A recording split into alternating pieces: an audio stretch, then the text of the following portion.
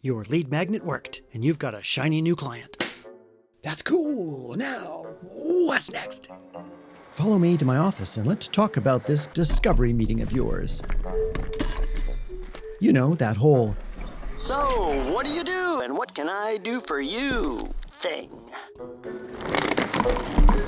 I assume you've done your client homework and are ready to tick the usual boxes. You'll talk about brand strategy and competitive audits and positioning statements. Yeah, reclining. Definitely. You'll ask if they have a specialty or a particular competitive edge. Is it niche or niche? I don't know. Explain typeface versus font. Don't even. And touch on cool stuff like color palettes, taglines, logos, and iconography.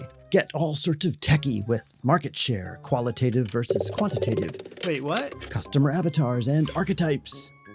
Have a few heartfelt moments discussing touch points and pain points and ask if you could fix just One thing.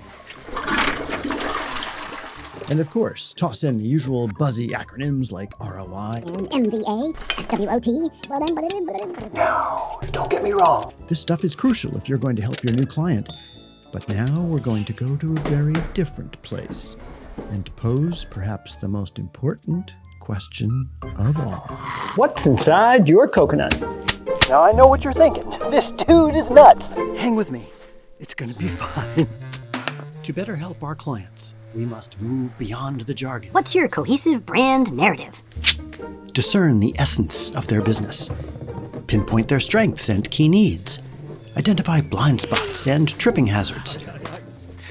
Meanwhile, startling them just a bit by asking age-old questions in surprising new ways, wiping away the cliches.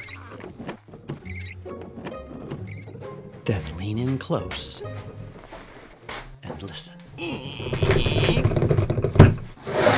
Case study. Pillows. Yeah, pillows. No, not weird driving pillows. Just pillows for taking ordinary naps. Anyway, a local entrepreneur responded to a lead magnet, and so we sat down at her dining room table. "We make pillows," she said, and then, boom! I don't like my website or my photos and am super frustrated. And that's when I jumped up and said, "We're gonna fix everything!" For the next hour, we faffed about, talking about the basic whats and hows and ifs and the for goodness sake why nots. And I touched on brand strategy, and things were rolling along. But I wanted to break through because we were only scratching the surface. It was time to crack her coconut. As you work with clients on their branding, one of your key tasks is differentiation. What makes your client stand out? Oh. But standard questions beget standard answers. To smash through that hard husk of superficiality, you gotta dig deep. You gotta see what's inside. So I started asking some slightly off-balance questions. The kind of questions that flip ideas like, what's your story? Why do you do what you do? Who do you serve? And what's your promise? On their heads. We discovered to our gleeful delight that all of her frustrations could be swept away.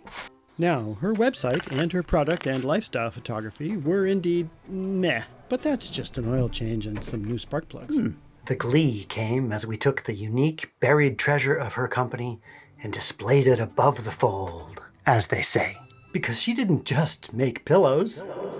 We found the heart of her business was community service and transforming the lives of her employees. So we built everything around that. And the promise of a good night's sleep, of course. At your next discovery meeting, after all the key branding nuts and bolts questions have been asked, you may still need to get creative and squeeze just a little bit more. It might be time to ask, What's inside your coconut? to get to the, meat of the problem.